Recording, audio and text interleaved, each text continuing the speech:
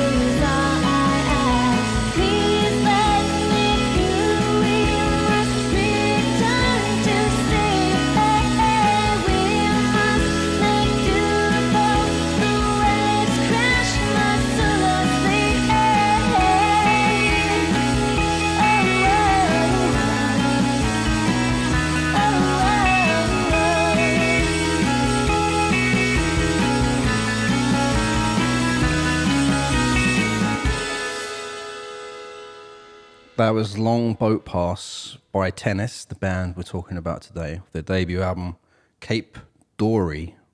Yeah.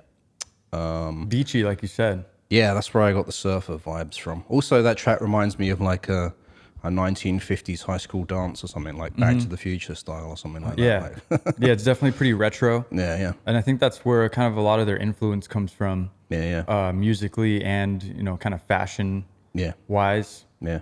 I think they kind of like that vibe. Yeah. It's kind of a classic vibe that's never gone away, the old jean jacket, Right.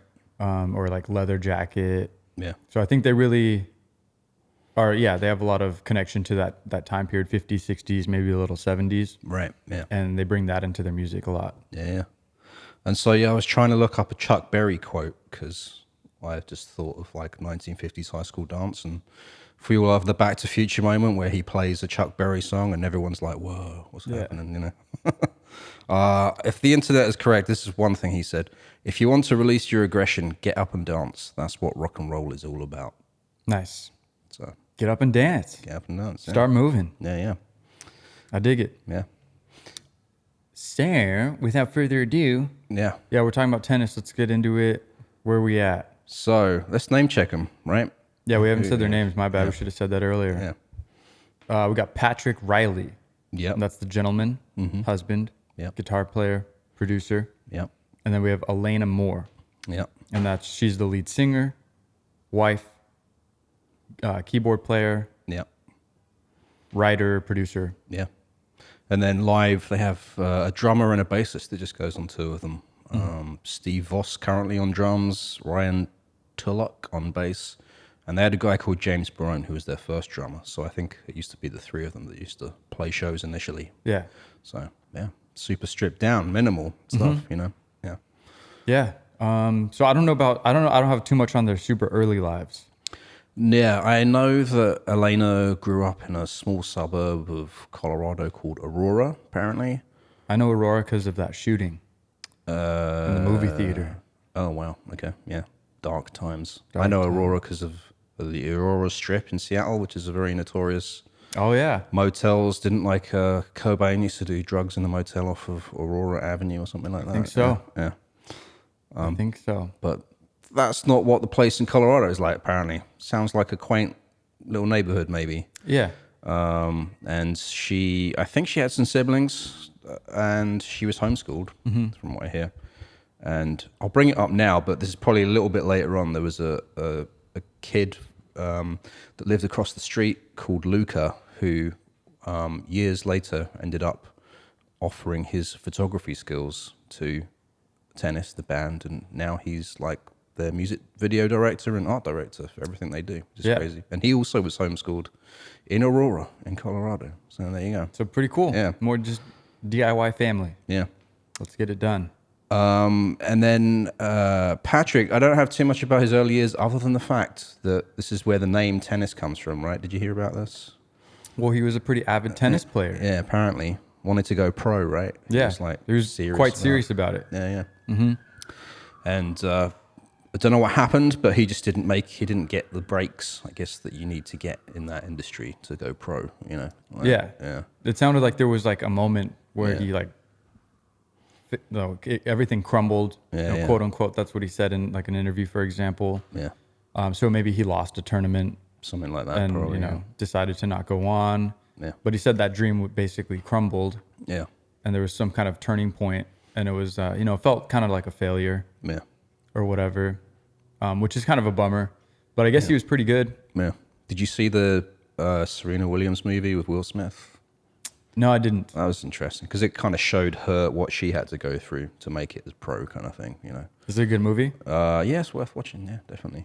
But like, yeah, I mean, and he said he doesn't like the culture around tennis. He said it's a bit hoity-toity or whatever.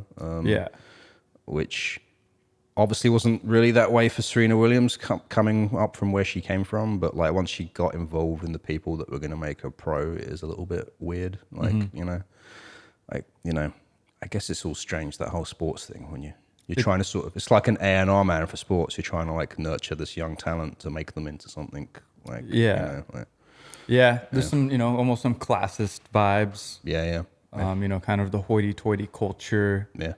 And, but they take it seriously. Yeah. And the players who make it to the top are very talented and very regimented with their exactly. Yeah. Skills and work ethic. Yeah. And so it's kind of fitting for tennis because I think it was Elena's idea to call the band Tennis. She said, well, if you can't fulfill that dream, maybe this can fulfill your dream. And then they said, oh, it actually did turn out to fulfill, not his tennis dreams, but now he is literally a tennis pro in a different kind of way.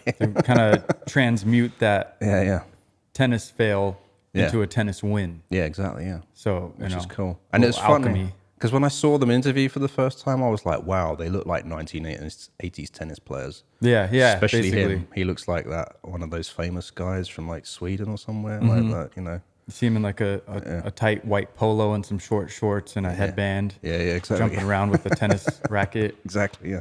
So that's kind of their vibe. That's their vibe, yeah.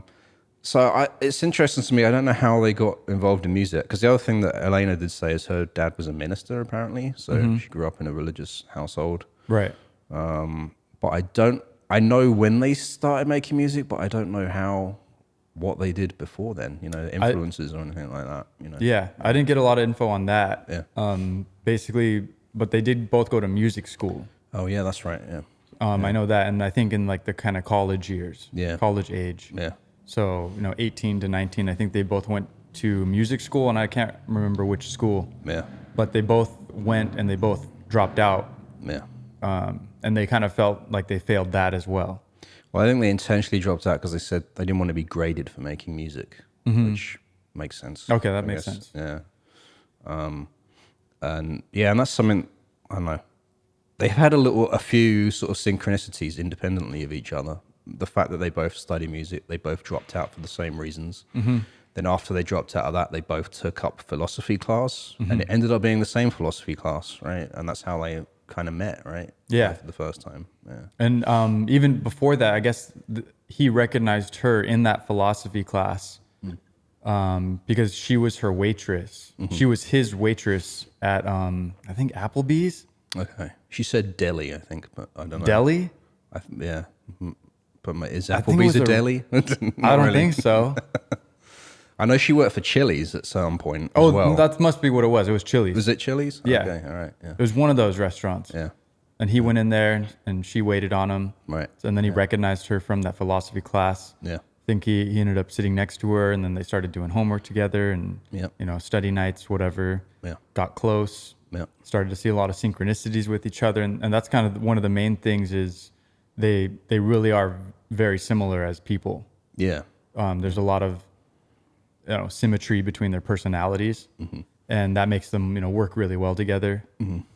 And I'm sure there's like some problems with that too, like being too close or too similar. Yeah. And they've mentioned, people ask them all the time, how is it to be a husband and wife and be in this business essentially? Yeah. And they do treat it kind of like a business, as we'll talk about. Yeah. And that that brings its own hardships and everything. Yeah. But obviously they're successful and they got it under control. Yeah. But yeah, they basically started to hang out. Yeah. He even like did little drawings for her, like sort of cutie things, and then I think she got some of them tattooed like on her arm now. So Yeah, once they started dating. Yeah. I think it was like a giraffe, I think. Yeah, I think that was one of them. Yeah. It was like a goofy little giraffe guy. Yeah. So, I think they started hanging out.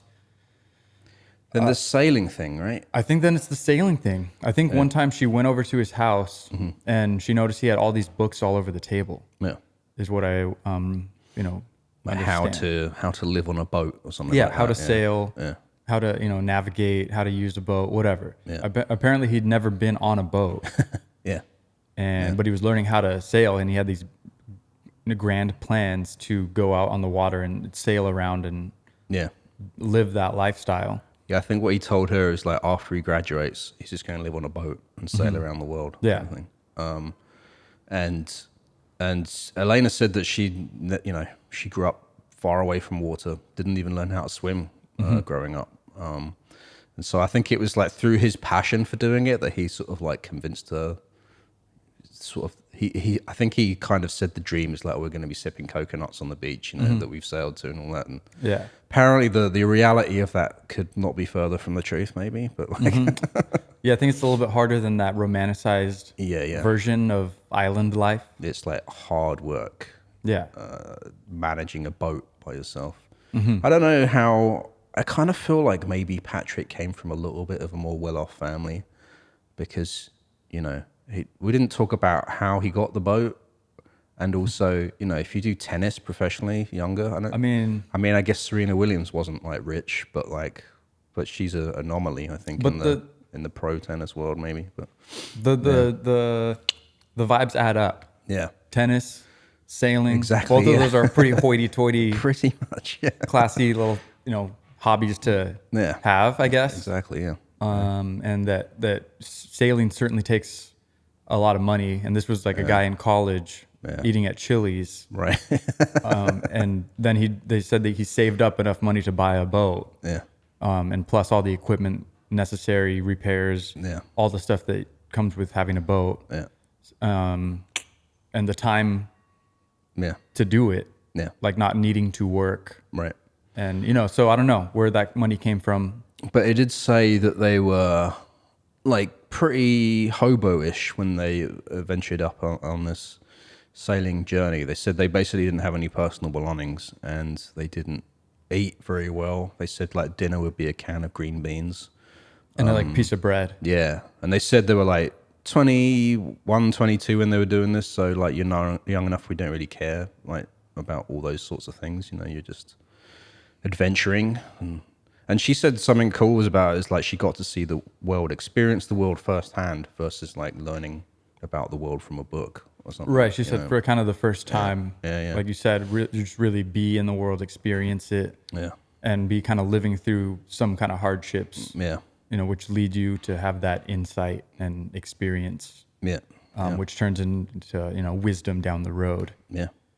And yeah, there was, what was it, like a 9-month trip, I think, something like that? It was 8. 8, but yeah. Right on the money. And after they finished this trip, I guess they decided that they weren't going to like live on a boat on the round of the world for the rest of their life. Might be too hard to do that. Yeah. They ended up going back home to Colorado, and then they started, she said they wrote music together for the first time.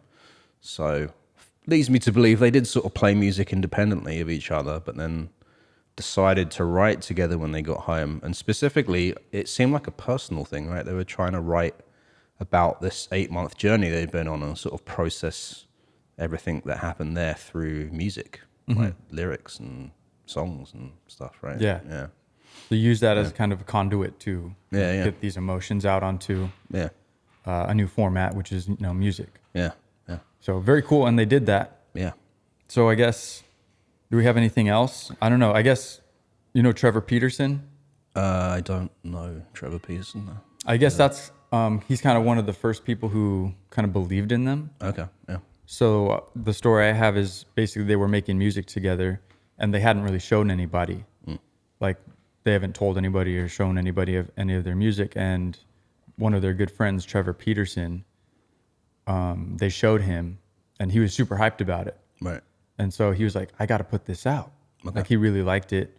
And he wasn't on a label or something. I guess he was a musician and he did some like kind of DIY circuit touring. Okay. So he had some connections kind of in the scene. Okay. Yeah. So that was his connection, but he really liked the track that he heard and he was like, he believed in it and he wanted to put it out. Yeah. And I guess he did. And he dropped his own money to order some like 7-inch vinyl. Okay. And, you know, kind of funded their project at the very beginning as a little startup. That's cool. Yeah. So yeah, he was kind of the first person to believe in him and got their jump start into the scene. Interesting. Yeah. And then, so I guess that was independently before like Fat Possum record label came along? As far as I understand, yeah. Yeah. Okay. Yeah, as far as I understand. So I hope that's right. Yeah. So, you know, somehow, I mean, so they started writing and they started playing, I think. Yeah. And somewhere along the way, they wrote their first album. Yeah. So Cape Dory is like the songs that came out of that writing session they did processing their sailing trip kind of thing. They say pretty much every song's about that. There's one track in particular called Marathon, I think it's called, where it's weird. It's like a sort of doo-wop 50s sort of song. There isn't really much drums in there. It's more like sort of organ and finger clicks or something like that. Yeah. You probably heard it. I saw it got a lot of plays. It's probably spun in a coffee shop somewhere or something. But that song is all about like one particular moment where they were sailing in darkness and there was no lights, no moonlight even, and how they had to sort of rely on each other to get through that. So that is like one of my fears in life. It's like one is being buried alive. I probably shouldn't say this on the thing, in case someone kidnaps me and puts me through my most traumatic time. We know what he really doesn't want to experience. And being on a boat, like in darkness, in the ocean at night, it was just the two of them. And I think they didn't have a big boat, right? I don't know what their boat looks like, but I'm imagining it's not very big, small. Doubt it, yeah. And they had to rely on each other to get through this. But the song, like, is sort of a happy little song sounding. But I was listening to the lyrics and the lyrics aren't dark, but they're like, it was just kind of like describing what they went through, which is interesting. Like most bands write about love or, mostly friendships.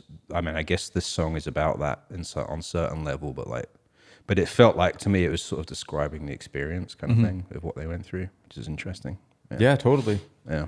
So, I mean, yeah, that was 2011. Yeah. We're talking, and I think that did come out on Fat Possum. Yeah, the album. Yeah. Somehow they got connected with that label. Yeah. And they put it out. They toured for it for a year. Yeah. In support of it, and That was all across the U.S. I think it was primarily a U.S. tour. Or no, they did go to Europe and Russia. Okay. So world tour. Early on. Yeah. Yeah, kind of straight into it. Yeah, They yeah. had a good backing. They had people that believed in them, Yeah. and they were off to the races. Yeah. So I mean, we could just kind of hop around. Yeah. They just get on this, path of being a band, Yeah. and just doing it, like Yeah. making an album, doing an album cycle, touring heavily. Yeah. So we can talk about the second album real quick. Yeah. The second one is called Young and Old. Mm-hmm. And it was, Yeah. Go ahead. it was written and recorded in like a 3-month span. This one, it was produced by Patrick Carney, which is cool. Yeah, yeah. So we know him from the Black Keys. Yeah. Drummer from the Black Keys. Mm-hmm. Yeah. So I guess they, as far as I know, they just emailed him Oh, really? out of nowhere. Wow. And eventually, they asked him to produce their next record, Yeah.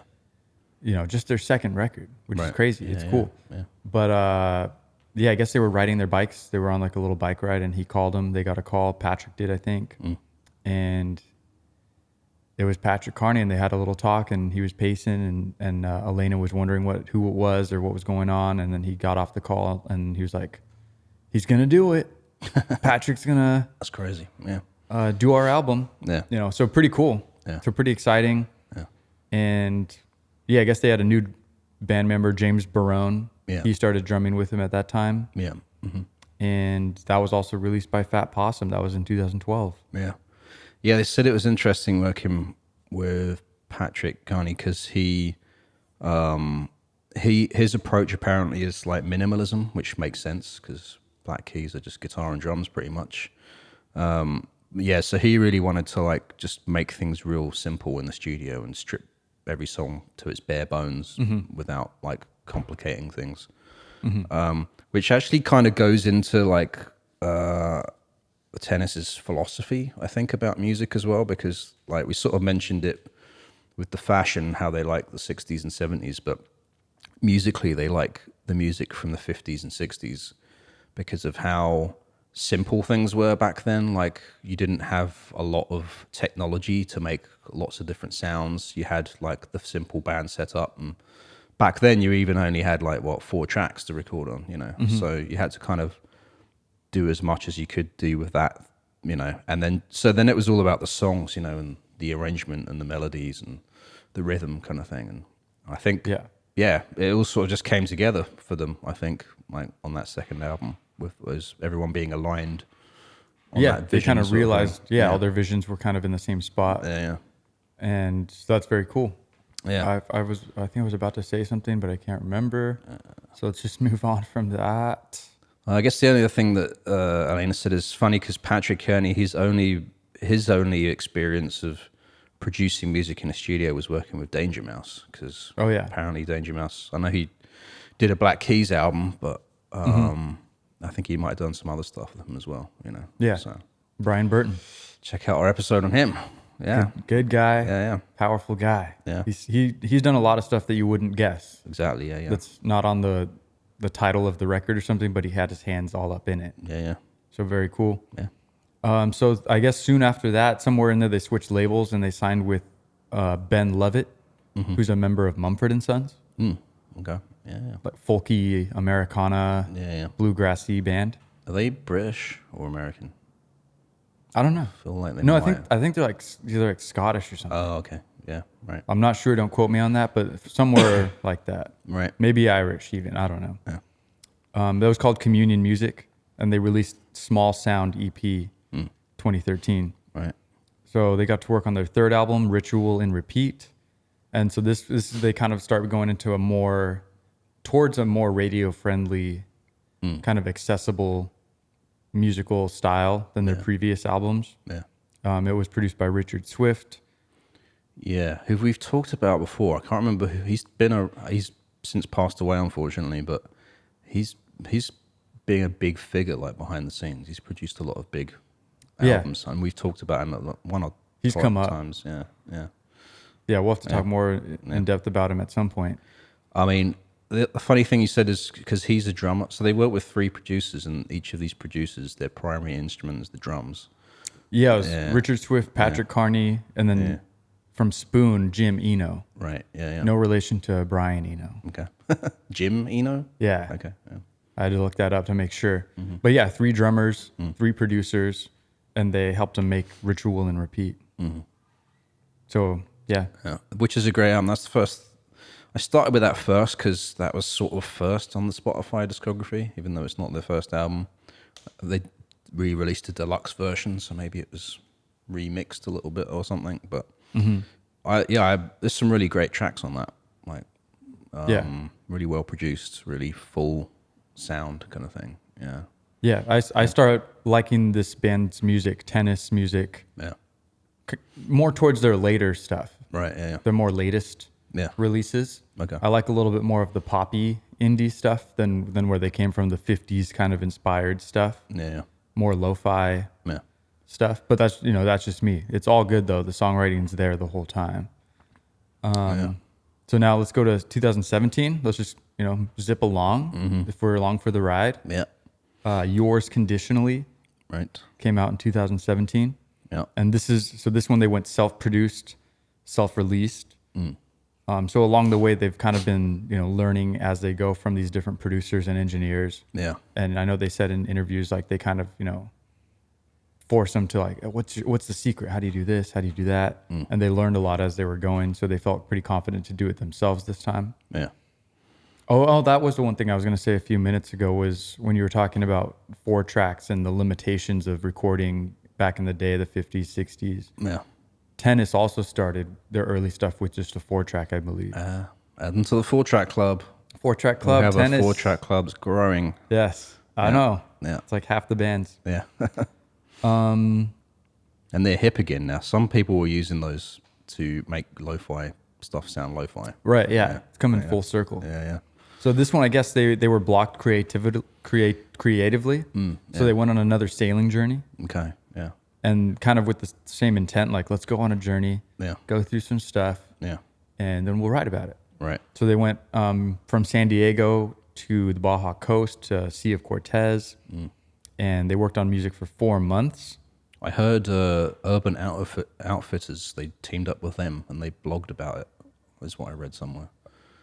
Urban Outfitters. Sponsored as a sailing trip? I guess, well, yeah, they blogged about it, so I'm guessing there was some kind of partnership brand deal. I was not aware of that. That's cool. Yeah. So good for them. That's maybe how they're funding their sailing trips. There you go. Not the first one, but the second one, Yeah. So they started their own record label, kind of around this time, Mutually Detrimental. Right, which is kind of a funny, ironic name considering they're a married couple. They're supposed to do things. Yeah, almost like a little tongue-in-cheek there. Exactly, yeah. So that was, late 2016, they released a couple songs from the upcoming fourth album. Yeah. And yeah, they did all the production, chores and stuff. And this is where they started using drummer Steve Voss. Right. And he's from a band called Tetherball, another ball sport. Well, there you go. There you go. Yeah, I heard along the way as well, they built their own studio. I don't know if it's at home or somewhere else.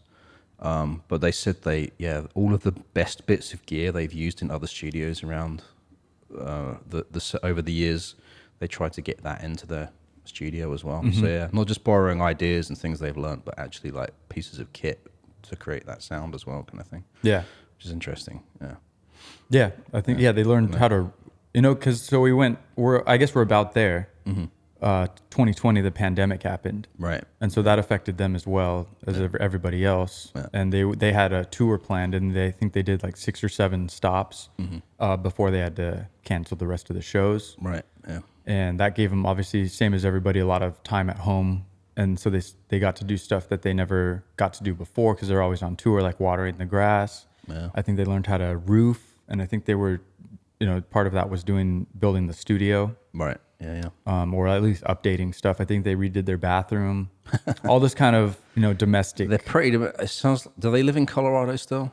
I think so. Yeah, they have a house apparently. I think so. Yeah, and I think they had it for years. Yeah, it seems like. Yeah. Because they had mentioned like their grass was dead. Right. From being on tour for so long. Damn. And so they reseeded it. They completely redid the grass. Yeah. So yeah, I think they had their home for a while, Yeah. and then they used that time to like kind of update. They have sounds like a pretty sort of chill, domestic, normal life. Like I heard about when they found out they were going to play Coachella, and apparently Elena was in a yoga class in town, and I think Pat found out first, and she told this story about how he raced through town on his skateboard and basically ran into the yoga studio Yeah. in the middle of it. And said like, "We're going to play Coachella," Yeah. and then they said they ran off skipping down the street. Just rom-com vibes. Rom-com vibes, yeah.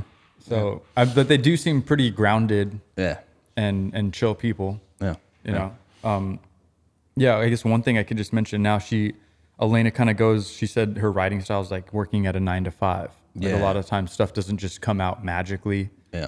She used the analogy of like working in a mine. Right. So like, just kind of working towards something. And then eventually, you kind of hit that one little spot, you find some gold, Yeah. in this analogy. Yeah. And then she has something to kind of work with and be inspired by. And that's kind of the conduit to coming, letting the rest of the song come out. Yeah, it's basically just chipping away at it, even if you don't want to Right. to make something happen. Yeah. Yeah. Which is, I mean, tenacity and it's just what you have to do. Yeah. I mean, yeah. I mean, I think we all do that as musicians. I think we all create shit we don't like. And I think you have to do that in order to create good stuff. And a lot of us maybe get discouraged because we go through too long a period of making stuff that we don't like. Yeah. But you have to do that really. Like it's Yeah, like exactly. a necessity. Like we've always said, failure is part of success. So you have to fail. That's my guy. Yeah, a bunch of times. Yeah. And they've done that a lot, it seems like, because they were saying, like, I think it was probably that album before they went on their second sailing trip, where it took them longer to write that album. So because they were saying that at a certain point, apparently they became really self-conscious about their music and how they sounded to other people, is what they said. Because like the first stuff, they said the first album was like a bunch of personal songs that was mostly only meant for them to listen to in their bedroom, they said. So they went through this whole thing of how they were going to play it live and present it to people.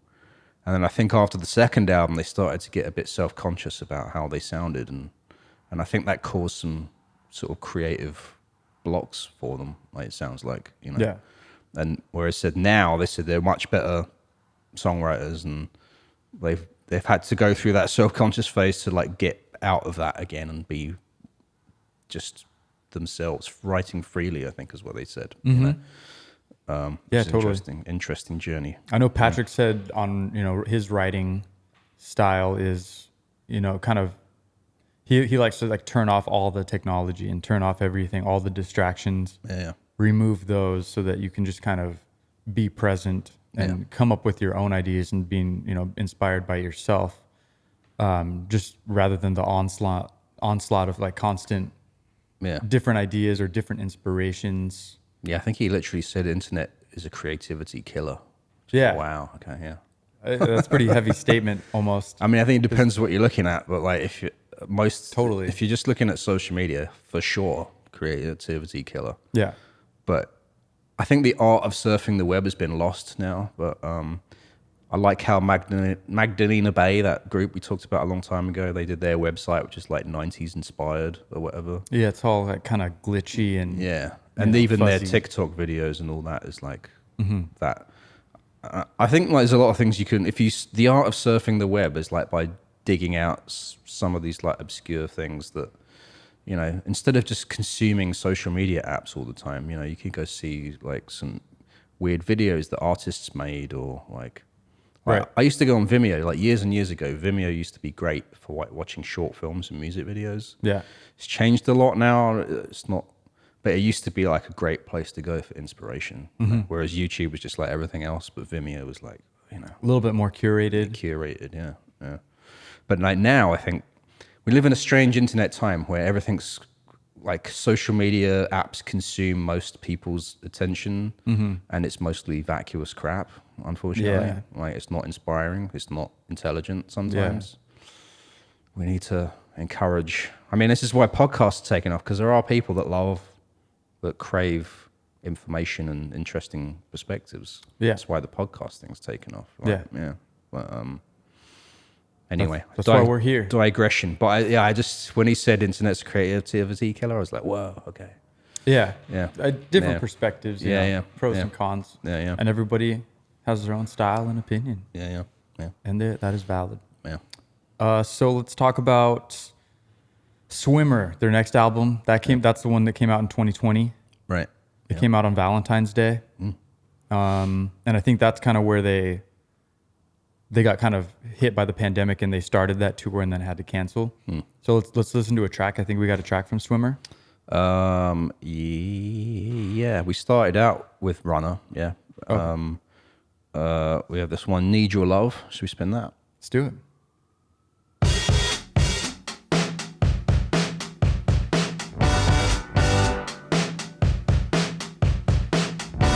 Baby, I'm faded, but you will be waiting. I will have made it, but you'll be explaining what you think the world owes you. Looking for someone to carry you into futures that beckon but need to be followed through. I hope you're happy, I hope you're pleased. I thought you were a victim, but it's clear to me. I need your love and I need your touch, like I need a bolt of lightning from the sky above. I've been thinking about you, I can't escape you. Oh, I'm thinking about you, I can't escape you. Oh.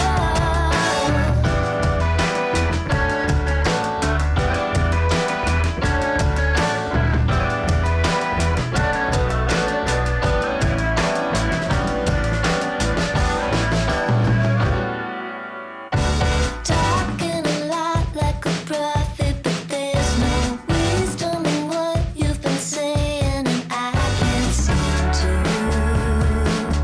get a read on you.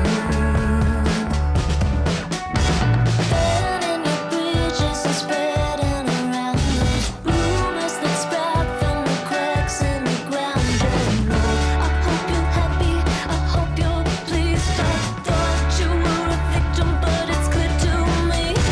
Baby, you've got more poison than sugar. Baby, you've got more poison than sugar. Baby, you've got more poison than sugar. Baby, you've got more poison.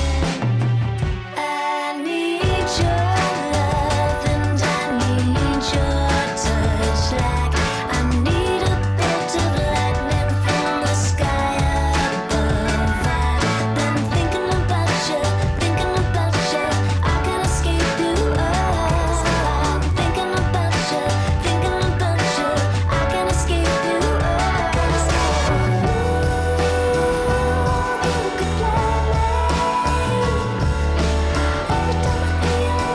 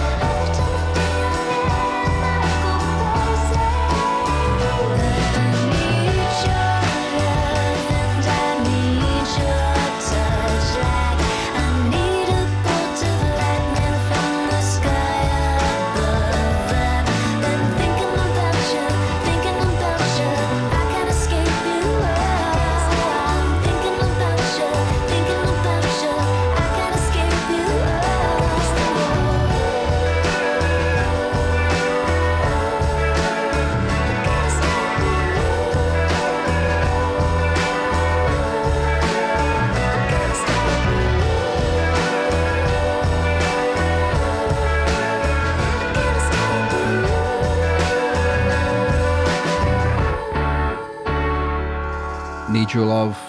That's the track from Tennis from their 5th studio album, Swimmer. So that's another one that I just super vibe with. Like, cool track. Yeah, great track. I think I have heard that somewhere. Yeah, like it. But it is like reminiscent of Spoon, you know, something drums driven. Right. Super cool how it goes into the, the timing change. Yeah. Kind of shifts, and in there somewhere it like actually slows down before it goes into that shift. Yeah.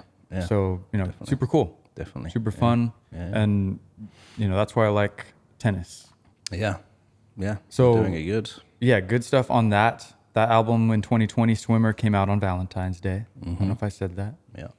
And then let's talk about 2023 album, Pollen. Yeah. And so this is where I heard originally that first track that I heard. This is the album that it was from. Oh, So I guess this album that this song that we're gonna close out on. it's the first track you heard of theirs? Yeah, I guess. Okay. Is that right? Where it's Let's Make a Mistake Tonight. yeah, so that's the one I heard at the gym, and it's probably like one of my favorite Tennis tracks. Okay. Yeah. It's just really cool. Yeah. It's almost more on the poppy side for sure. Yeah.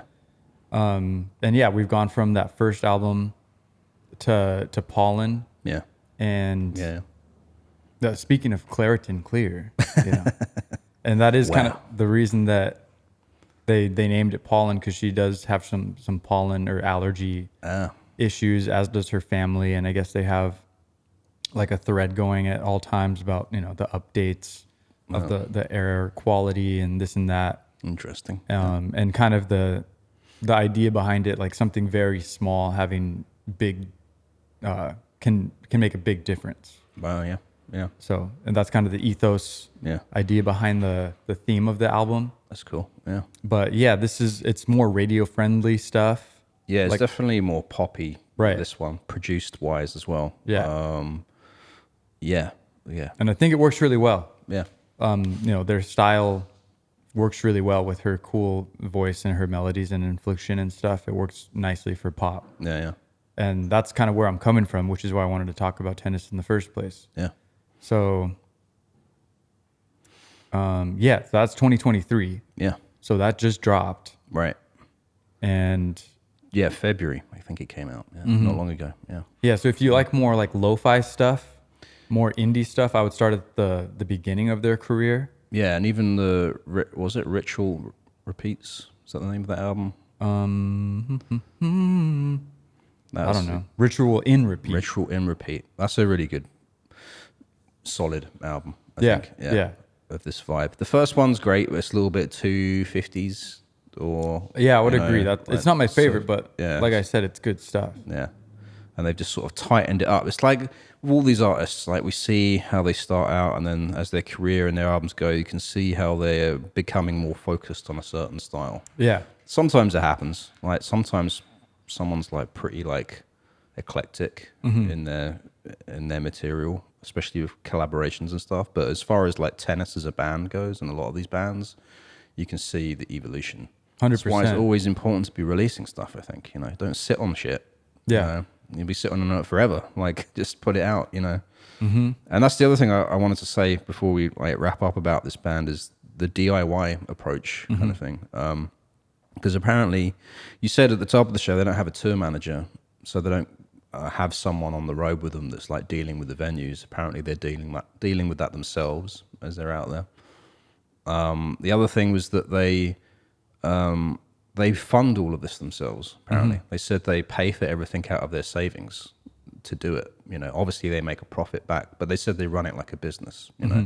So they make the money from doing what they do, and then they reinvest it to be able to go on tour again, to be able to pay for the logistics to be on the road, and then make that money back from ticket sales and stuff. Yeah.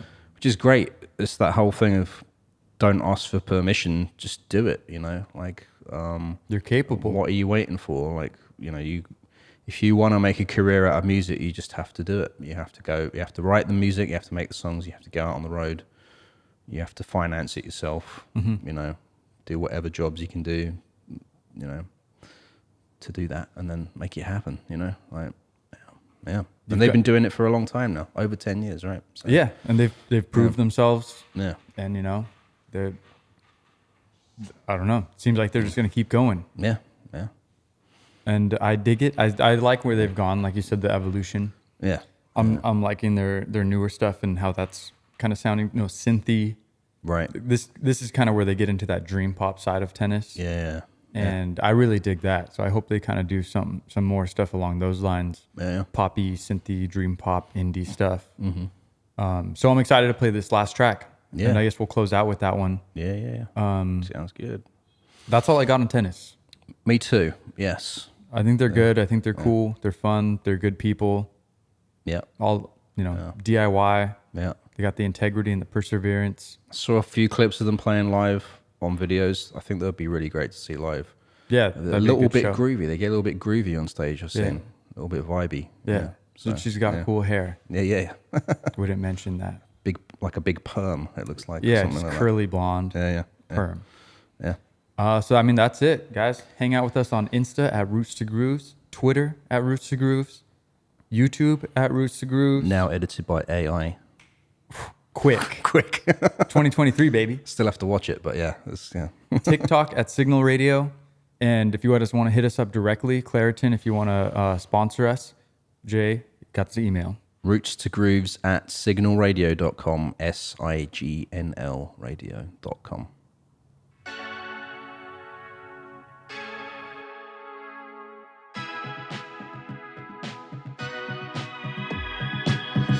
Let's make a mistake tonight, like palm trees in the twilight. Let's turn water into wine. We're gonna find something better.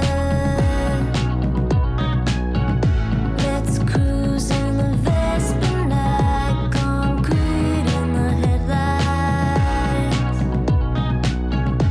We'll sit in the art like gods. We're gonna find something better. For every mile of pavement, you and I making a statement. I don't know what I expected, but now you see what I'm left with.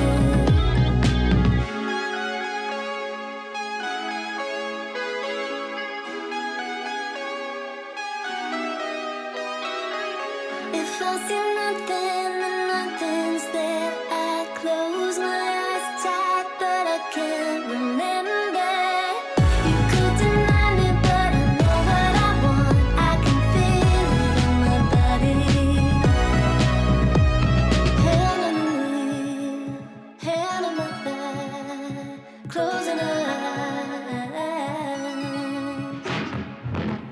Let's make a mistake tonight, concrete in the headlights. Drive west till there's nothing left. We're gonna find something better. Whatever's crowding my vision, I wheel it out of existence.